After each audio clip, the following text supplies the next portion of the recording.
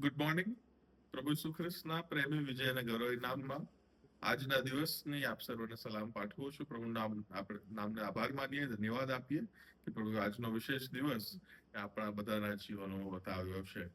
લેન્ટની ઋતુની અંદર મનન કરવામાં જયારે આપણે આગળ વધી રહ્યા છે ત્યારે આ સમયે પ્રભુના નામને આપણે ધન્યવાદ જ આપીએ છીએ કે ગત એક આખું અઠવાડિયું આપણે મનન અલગ અલગ વિષયો પર કરી શક્યા. અને શરૂઆતમાં પહેલો આદમ અને બીજો આદમ, પહેલા આદમની અપૂર્ણતા અને બીજા આદમમાં મળતી સંપૂર્ણતા વિશે આપણે જોયું. અને જયારે આપણે બીજા આદમમાં થયેલા નવા કરારના ભાગીદાર બનીએ છીએ ત્યારે આપણે ઈશ્વરીય આશીર્વાદ અને ઈશ્વરીય કૃપાના ભાગીદાર બનીએ છીએ એ આપણે સમજવાનો પ્રયત્ન કર્યો હતો. ગઈકાલે નૂહ અને નૂહના જળ પ્રલયની જે આખી ઘટના છે તે વિષય પર આપણે અભ્યાસ કર્યો હતો, જે ઉત્પત્તિ 6 થી 9 માંથી આપણે સમજવાનો પ્રયત્ન કર્યો હતો. અને કેવી રીતના તે આવનાર મસીહા તરફ અને ત્યારબાદ પણ મસીહાનું જે બીજું આગમન છે તે તરફ ઈશારો કરતા આપણને તૈયાર કરે છે. આજે જે વિષય પર હું તમે સાથે મળીને અભ્યાસ કરવા માંગીએ છીએ એ લગભગ હવે એવું કહી શકાય કે પ્રભુની જે પસંદ કરવાની પ્રક્રિયા છે એ અહીંયાથી શરૂ થાય છે. પ્રભુ એ એક વ્યક્તિને પસંદ કરે છે અને એ એક વ્યક્તિને પસંદ કરવા દ્વારા એને મળતા આશીર્વાદો દ્વારા અને એ વ્યક્તિ દ્વારા ન કેવળ એનું પોતાનું કુટુંબ અને કુટુંબથી બનનારું રાજ્ય પણ પૃથ્વી પરના દરેકે દરેક રાજ્યો એ આશીર્વાદિત થાય છે. હા, આપણે આપણા વિશ્વાસના પિતા, આપણા એ ધર્મપિતૃ જેને કહેવાય અને જેને ફાધર ઓફ ફેથ કહેવાય છે એવા ઇબ્રાહિમ વિશે આજે આપણે જોવા માંગીએ છીએ. ધ કોલ ઓફ ઇબ્રાહિમ એટલે કે જે ઇબ્રાહિમને જે બુલાહટ આપવામાં આવી, તેડું આપવામાં આવ્યું, તે ઉત્પત્તિનું પુસ્તક તેનો 12મા અધ્યાયમાં લખેલું છે. અને તેના અગાઉ એ નૂહનો જળ પ્રલય થાય છે અને ઉત્પત્તિ 11 ની અંદર એ બાબેલના બુરજની આખી વાત લખવામાં આવી છે. જે ઇબ્રાહિમને જે તેડું આપવામાં આવે છે તે તેડામાં એને એમ જ પોતાના બાપના ઘેરથી નીકળવાની આજ્ઞા આપવામાં આવતી નથી. કારણ કે પ્રભુએ એક ચોક્કસ નિમેલ ઠેકાણે ઇબ્રાહિમને લાવવાનો હતો અને ત્યાં ન કેવળ તે પરંતુ તેની આવનારી પેઢીઓ એ વસવાટ કરે અને આગળ ચાલીને જ્યારે મિસરની ગુલામગીરીમાં એ ઇબ્રાહિમના વંશજો જાય છે ત્યારબાદ એ આખી જગ્યાને વચનના દેશ તરીકે ઓળખવામાં આવે છે. હા, એ કનાનની આપણે વાત કરી રહ્યા છે અને અહીંયા ગાડી નિમેલ ઠેકાણે, ઈશ્વરીય નિમેલ ઠેકાણે ઇબ્રાહિમને જવાને માટે કહેવામાં આવે છે. અને તે પોતાના બાપના ઘેરથી, ઉરથી નીકળે છે અને એ નિમેલ ઠેકાણે જવાને માટે નીકળે છે. મારા વાલાઓ, ઇબ્રાહિમની પસંદગી જે ઈશ્વર કરે છે તે સાધારણ નહોતી, તે અસાધારણ હતી. કારણ કે એ સમયથી જ એક ચોક્કસ બાબત કે જે ઈશ્વર પિતા બધાને શીખવવા માંગતા હતા તે એ કે ઈશ્વરી આશીર્વાદ કેવળ ઇઝરાયેલીઓનો કે કેવળ યહૂદીઓનો નથી. જો તમે એ ઈશ્વરી આશીર્વાદને તમે જો ધ્યાનથી વાંચો તો ત્યાં ગાડી એવું ચોક્કસ લખ્યું છે કે તારા દ્વારા સર્વ દેશના લોકો આશીર્વાદિત થશે. ન કેવળ ઇઝરાયેલ અથવા બનનારું જે રાજ્ય છે તે, ન કેવળ તેના પોતાના વંશજો, પણ સર્વ દેશના લોકો આશીર્વાદિત થશે. અને ત્યારબાદ આપણે જાણીએ છીએ કે ઇબ્રાહિમ ના વિશ્વાસની કસોટી લેવામાં આવે છે. ઇબ્રાહિમ વિશ્વાસની કસોટીમાં એ ખરો ઉતરે છે.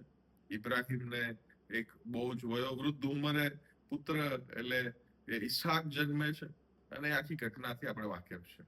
પણ આજે ઇબ્રાહિમને એ જે દ્રષ્ટિકોણથી આપણે જોવા માંગીએ છીએ કે it was always about the cross and Christ, જે શરૂઆતથી જ ઈશ્વરીય યોજના એક ખ્રિસ્ત અને ખ્રિસ્તના વધસ્તંભની હતી, એ દ્રષ્ટિકોણથી આપણે આજે ઇબ્રાહિમના જીવનને જોવાનો પ્રયત્ન કરવા માંગીએ છીએ. પ્રેરિત પાઉલે જે ગલાતીઓને લખેલો પત્ર છે તેનો 3 અધ્યાય અને 6 થી 9 કલમમાં ઇબ્રાહિમ વિશે પ્રેરિત પાઉલ આપણને કહે છે. ત્યાં આગળ લખ્યું છે એ પ્રમાણે ઇબ્રાહિમે ઈશ્વર પર વિશ્વાસ કર્યો અને એ વિશ્વાસ તેને લેખે ન્યાય પણ તરીકે ગણાયો. માટે તમારે એમ જાણવું કે જેઓ વિશ્વાસ કરનારા છે તેઓ ઇબ્રાહિમના દીકરા છે. વળી ઈશ્વર વિશ્વાસથી વિદેશીઓને ન્યાય ઠરાવશે એ અગાઉથી જાણીને પવિત્ર શાસ્ત્રે ઇબ્રાહિમને અગાઉથી સુવાર્તા પ્રગટ કરી કે તારી મારફતે સર્વ પ્રજાઓ આશીર્વાદ પામશે. એ માટે જેઓ વિશ્વાસ કરનારા છે તેઓ વિશ્વાસુ ઇબ્રાહિમની સાથે આશીર્વાદ પામે છે. ખ્રિસ્તી વ્યક્તિઓ તરીકે એક ચોક્કસ બાબત જે મારાને તમારે સમજવાની જરૂર છે તે એ કે જ્યારે ખ્રિસ્તી વિશ્વાસ એટલે કે પ્રભુ ઈસુ ખ્રિસ્તના અનુયાયીઓ અને એ આખો એક એડવાન્સ્ડ પંથ જેને કહેવાય એની શરૂઆત થઈ, ક્રિશ્ચિયન્સની શરૂઆત થઈ, ત્યારે સૌથી વધારે ક્રોધિત અથવા ઇન્સિક્યોર જો કોઈ ફીલ કરી રહ્યું હતું તો તે યહૂદી લોકો હતા. કારણ કે સદીઓથી યહૂદી લોકો એ જાણે હવે ગાર્ડિયન્સ ઓફ જ્યુઇશ રિલિજન બની ગયા હતા અને એ લોકો જાણે કે યહોવાનું રક્ષણ એ પોતાના ઇન્ટરપ્રિટેશનથી, પોતાના પોલિટિકલ સંબંધોથી, પોતાના ક્રાંતિવાદ વિચારોથી કરી રહ્યા હોય એવું તેમના મગજમાં, તેમના મનમાં આવી ગયું હતું. અને એમના આ ક્લોઝડ માઇન્ડસેટના લીધે થયું એ કે જ્યારે મસીહા પોતે તેમની સામે આવ્યા ત્યારે તેઓ મસીહાને ઓળખી શક્યા નહીં. જ્યારે એ આવનાર મસીહાની રાહ જોઈ રહ્યા હતા અને એ મસીહા જ્યારે આવી ગયા then they were not ready to accept it. તેઓ સ્વીકારવા જ તૈયાર નહોતા. કારણ કે જો એ થાત તો એમની ખુરશીઓ, એમની પોસ્ટ અને પોઝિશન એ ખતરામાં જતી તેઓને દેખાતી. અને એટલા માટે તેઓ એ ખ્રિસ્તી વિશ્વાસનો અને ખ્રિસ્તનો સૌથી વધારે એ વિરોધ કરે છે. અને આગળ આપણે જોઈશું કે કેવી રીતના એ જ લોકો, એ યહૂદી લોકો કે જે લોકોએ ખરેખર મસીહાને સૌથી પહેલા ઓળખી લેવાના હતા, એ લોકો, એ યહૂદી આગેવાનો મસીહાને ઓળખવાની જગ્યાએ મસીહાની વિરુદ્ધ મસલત કરે છે, મસીહાની વિરુદ્ધ કપટ કરવાનો નિર્ધાર કરે છે અને એની ઉપર ખોટી તહોમતો મૂકીને એની માટે વધસ્તંભની શિક્ષાની માંગણી એ યહૂદી લોકો જ કરે છે. હવે આ યહૂદીઓ એટલે કોણ? ઇબ્રાહિમ દ્વારા ઈસાક, ઈસાક દ્વારા યાકૂબ, યાકૂબ અને યાકૂબના ત્યારબાદ 12 એ વંશજો અને 12 એના દીકરાઓ અને 12 દીકરાઓથી બનતા ઇઝરાયલના 12 કુળો. અને એ યાકૂબને બીજું એક નામ આપવામાં આવ્યું હતું, yes you are right, Israel એને કહેવામાં આવ્યું હતું. એટલે એ એના 12 દીકરાઓના 12 કુળોથી જે આખું રાજ્ય સ્થાપિત થાય છે એને ઇઝરાયલનું રાજ્ય કહેવામાં આવે છે. અને એ 12 કુળોની અંદર આવતા દરેકે દરેક લોકોને યહૂદી કહેવામાં આવે છે. they were the Jewish people. હવે ઇબ્રાહિમ થી શરૂ થતા ઇબ્રાહિમની પસંદગી બાદ એના દ્વારા એક રાજ્ય સ્થાપિત થાય છે.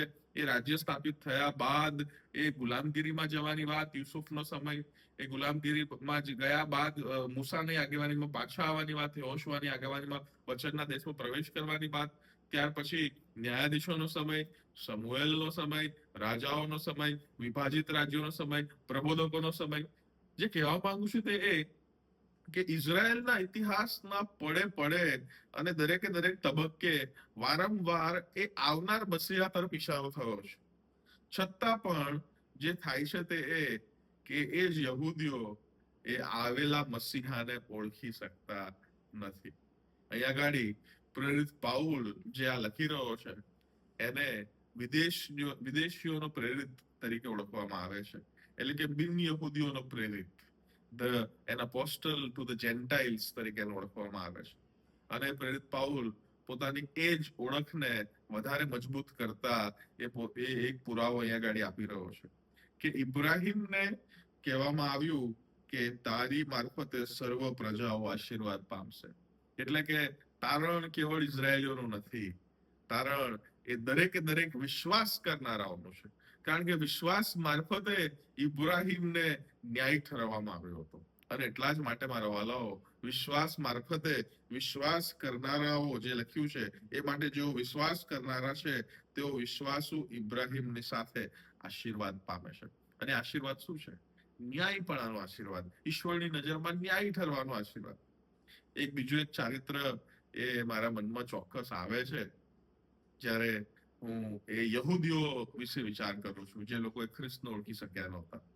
અને એ ઉડાવ દીકરાના દાખલામાંનો જે મોટો ભાઈ હતો અથવા એ વડીલ પિતાનો જે મોટો દીકરો હતો, એ નાનો દીકરો જ્યારે બધું ઉડાઈને પાછો આવ્યો ત્યારે એને જીવંત જોઈને તે ખુશ થવાને બદલે, ત્યારે એને સાજો જોઈને હરખાવાને બદલે જે એના મનમાં વિચાર આવ્યો તે એ કે આવું તો હું કદી કરી જ ના શક્યો, અને છતાં પણ મારા પિતાએ મારી માટે જે કરવાનું તો એ ના કર્યું. જે આની માટે કરી રહ્યા છે, પાછળનું કપાઈ રહ્યા છે, મેજબાની રાખી રહ્યા છે, વીંટીઓ ગાલી રહ્યા છે, કપડા પહેરાઈ રહ્યા છે સારા. ઈર્ષા એ એનામાં આવી, ઇનસિક્યોરિટી એ એનામાં આવી. મારા વાલાઓ, આપણે કે જેઓ હવે પેઢીઓથી ખ્રિસ્તીઓ છે, વી આર જનરેશનલ ક્રિશ્ચિયન્સ. લગભગ હવે મંડળીઓની અંદર 4થી થી 5મી પેઢી તો ખ્રિસ્તીઓની ચોક્કસ એ આવી જ ગઈ છે. આપણા વડવાઓએ વિશ્વાસનો સ્વીકાર કર્યો અને ત્યારબાદ એ વિશ્વાસનો અંગીકાર કરતા કરતા પેઢી વધતી ગઈ અને લગભગ 4થી થી 5મી પેઢી હવે આવી છે. અને આપણે પણ એ કાળજી રાખવાની જરૂર છે કે જો પ્રથમની પેઢીના ખ્રિસ્તીઓ અથવા નવો વિશ્વાસ જે લોકોએ અંગીકાર કર્યો હોય એવા ખ્રિસ્તીઓ જ્યારે મંડળીમાં આવે ત્યારે મારે ને તમારે ઇનસિક્યોર ફીલ થવાની જરૂર નથી. ત્યારે મારે ને તમારે અદેખાઈ રાખવાની જરૂર નથી, ઈર્ષા ઉત્પન્ન કરવાની જરૂર નથી. પણ એની જગ્યાએ મારે ને તમારે એ પર્સપેક્ટિવ રાખવાનો છે જે ઉડાવ દીકરાનો પિતાએ રાખ્યો હતો. મારો દીકરો જે મૂવો હતો તે સજીવન થયો છે, મારો દીકરો જે ખોવાઈ ગયો હતો તે પાછો મળી આવ્યો છે. મારા વાલાઓ, ઇબ્રાહિમ એ વિશ્વાસ દ્વારા ન્યાયી ઠર્યો. અને હાલની પરિસ્થિતિમાં એવું ઘણી બધી વાર બને છે અને બનતું આપણે અનુભવીએ છે કે આપણે અમુક બાબતોને એટલી બધી રૂઢિચુસ્ત બનાવી દેતા હોઈએ છે અને we don't give space for God to work even. આપણે ઈશ્વરને પણ કામ કરવા માટે જગ્યા નહીં આપતા. એ ના થવું જોઈએ. ખ્રિસ્તી વિશ્વાસની અંદર જયારે આપણે અત્યારે આગળ વધી રહ્યા છે, સ્વનકારની, પશ્ચાતાપની, પસ્તાવાની ઋતુમાં જયારે આપણે આગળ વધી રહ્યા છે, ત્યારે ઇબ્રાહિમ એ પોતાના જીવન દ્વારા એ આપણને એક ચોક્કસ સંદેશ આપવા માંગે છે. અને તે એ કે જો વિશ્વાસથી ઇબ્રાહિમ ન્યાય ઠરે, કારણ કે જયારે ઇબ્રાહિમનું જીવન ચાલી રહ્યું હતું ત્યારે લેખિત નિયમ તો આવ્યો જ નતો. એ નિયમ એના હૃદયમાં હતો. અને જ્યારે એ બાબતે જ્યારે ઇબ્રાહિમને જો ન્યાય ઠરાવવામાં આવે અને પ્રેરિત પાઉલ અહીંયા કહી રહ્યો છે કે જેઓ વિશ્વાસ કરનારાઓ છે તેઓ વિશ્વાસુ ઇબ્રાહિમની સાથે આશીર્વાદ પામે છે, ત્યારે મારા વાલો આવો એ પેઢીઓથી જ્યારે આપણે ખ્રિસ્તીઓ છીએ ત્યારે નવા વિશ્વાસીઓને, આવનાર મંડળી વાળાઓને આપણે એક સારો નમૂનો આપણે આપીએ.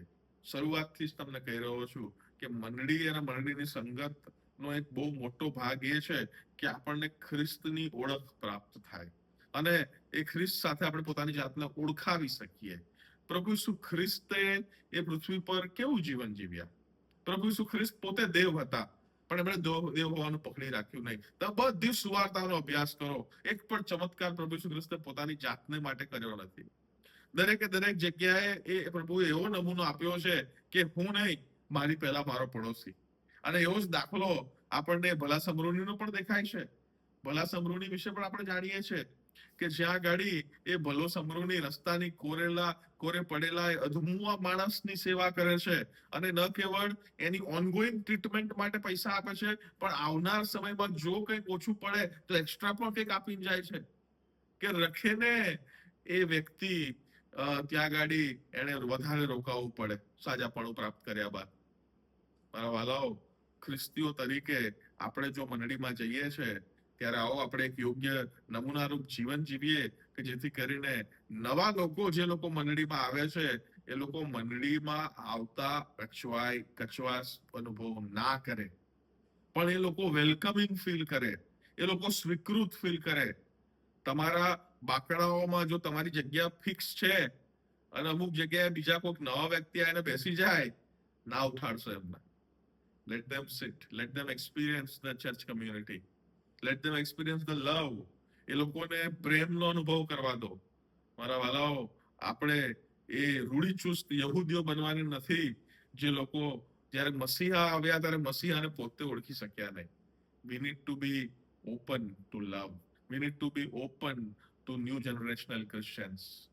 કારણ કે મારા વાલાઓ, જો એ નથી કરતા તો આપણે એ યહૂદીઓ જેવા બનીએ છીએ જે લોકો પહેલી સદીમાં ઈસુને ના ઓળખ્યા. આપણે એ મોટા ભાઈના જેવા બનીએ છીએ જેણે નાના ભાઈના એ ઘરે પાછા આવવાથી હરખ અને આનંદ ઉલ્લાસમાંથી ભાગીદાર ન બન્યો, પણ અદેખાઈ ઈર્ષાનો ભાગ બન્યો અને ઇનસિક્યોર થઈ ગયો. આપણે ઇનસિક્યોર થવાની ક્યાં જરૂર છે? આપણને તો ખ્રિસ્તમાં સિક્યોરિટી મળેલી છે. આપણને ઇબ્રાહિમના દીકરા ઈસુ ખ્રિસ્તમાં આપણને સિક્યોરિટી મળી છે મારા વાલાઓ, કે વિશ્વાસથી આપણે તારણ પ્રાપ્ત કર્યું છે. અને જો તારણ પ્રાપ્ત કર્યું હોય અને ખ્રિસ્તની ઓળખ પ્રાપ્ત કરી હોય તો એના કરતા વિશેષ બીજું કોઈ મોટું અચીવમેન્ટ જીવનમાં હોય જ ના શકે. Let us look unto Christ. આ લેન્ટની આ સિઝનની અંદર આપણે ખ્રિસ્તની ગમ જોઈએ અને આ એક વલણ આપણે અપનાવીએ મારા વાલાઓ, કે જેથી કરીને મંડળીમાં જ્યારે લોકો આવે ત્યારે એ લોકો સ્વીકૃત ફીલ કરે, વેલકમિંગ ફીલ કરે, કે ના કે એવું થાય કે અહીંયા તો જવું જ ના જોઈએ, અહીં તો એક પછી એક એવા રૂઢિચુસ્ત બાબતો છે કે જે એમને અંદર આવતા અટકાવી દે. What is the mission of the church? મંડળીનું મિશન એ છે કે બહારના અંદર આવે. ઘણી બધી વાર એવું બને છે કે આપણે અંદરના જ બહાર કાઢવાનો પ્રયત્ન કરીએ છીએ. Let us not do that. Let us not do that. ખ્રિસ્તની મંડળી છે, એ મંડળીના માલિક ખ્રિસ્ત પોતે છે, આપણે છીએ નહીં. આપણે કારભારીઓ છે અને કારભારીઓ તરીકે યોગ્ય કારભાર કરવાની જવાબદારી આપણી છે. એટ ધી એન્ડ પ્રભુને રિપોર્ટ આપવાનો છે અને રિપોર્ટમાં જો એવું માલુમ ઈશ્વરને પડ્યું કે આણે તો માલિક બનવાનો પ્રયત્ન કર્યો છે, તો ભાઈ તમે માર્કથી 24 અને 25 વાંચજો. દરેકે દરેક દ્રષ્ટાંતના અંતમાં જે પરિણામ હતું ને, એ કાં તો એવું હતું કે એને અંધકારમાં નાખી દો, એને કાપી નાખો, જ્યાં રડવું અને દાંત પીસવું છે. અને ક્યાં છે મારે તમને કહેવાની જરૂર નથી. યુ આર ઓલ લિટરેટ ક્રિશ્ચન્સ મારા વાલાઓ. લેટ અસ બી વેલકમ.